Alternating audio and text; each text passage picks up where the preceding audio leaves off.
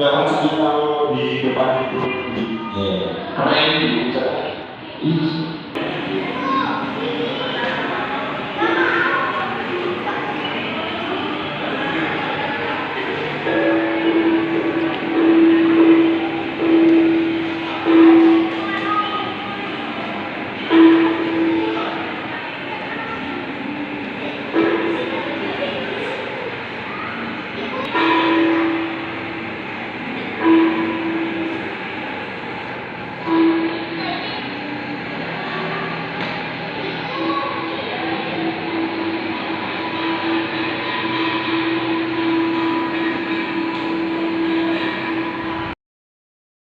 Para narasumber kita pada hari ini, izin Mas Mike merupakan lahir di 22 Oktober 1973, pendidikan dasar di Jember, Jawa Timur.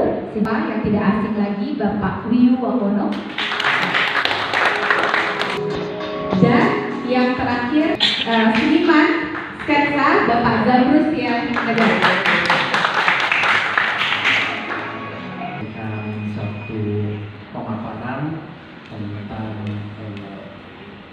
teori seni kontemporer dan apa yang saya gunakan dalam proses pemilihan karya baik untuk finalis maupun sebagai pemenang.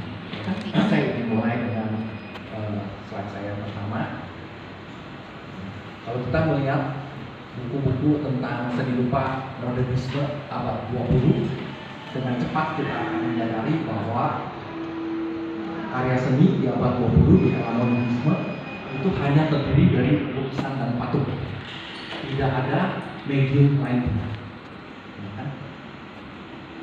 Mungkin banyak yang tidak bertanya mengapa, tapi kenyataannya adalah di masa lalu para ahli seni yang sangat berpengaruh di zaman mereka berpendapat bahwa satu karya seni yang baik harus medium spesifik. Sorry, saya nggak tahu bahasa Indonesia apa karena tidak dibahas dalam Indonesia. So, mereka berpendapat bahwa makna dan nilai dari satu karya seni itu menyatu dengan medium. Oleh sebab itu, kalau ada seniman ingin membuat satu karya seni dua dimensi, maka hanya kanvas yang mampu menampilkan makna dan nilai. Meaning and value. Itu inherent terhadap medium. Jadi kalau ada seniman di abad kemarin membuat karya dua dimensi di atas kaleng misalkan, langsung oleh para ahli dianggap kamu gagal karena kaleng tidak mampu untuk menampilkan makna dan nilai. Kalau seniman mau bikin karya tiga dimensi, maka harus patung, ya, patung yang kita kenal. Paksaan itu disebut dalam bahasa Inggris medium specificity. Jadi karya yang baik harus medium specific. Pada tahun 60-an lahir satu perubahan, terobosan terhadap tekanan ini. Seniman-seniman membuat karya yang disebut medium A spesifik yang tidak mengikuti paksaan yang tadi kita bahas. Contohnya adalah ini yang paling top di dunia. Robert Rauschenberg tahun 1955 membuat karya kanvas yang ditutupi dengan bantal dan selimut, dan kemudian dilukis oleh dia.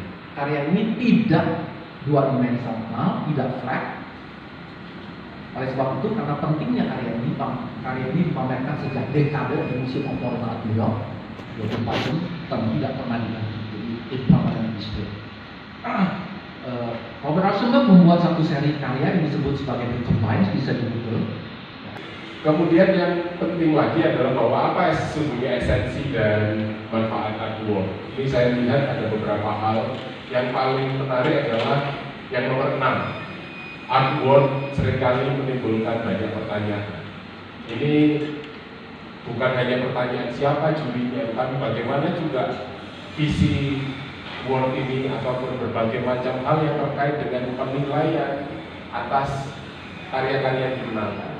Tetapi yang paling utama adalah bahwa ternyata award atau prize itu juga muncul atau terjalin erat tujuannya dengan komersialisasi. Hadiah budaya tidak dapat direduksi menjadi logika bisnis yang sederhana sebenarnya, tapi itu terus-menerus digulirkan.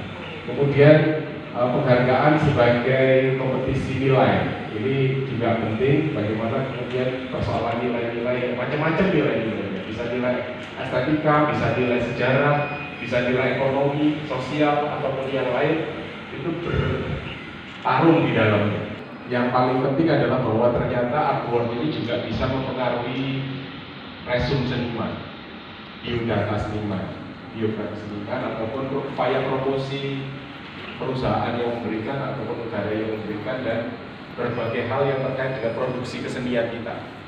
Itu ya.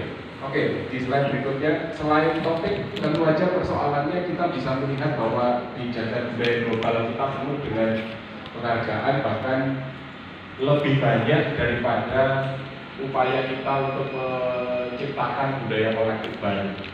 Bahkan kalau bisa dikatakan sebenarnya budaya kolektif baru itu ya kompetisi, award semacam ini.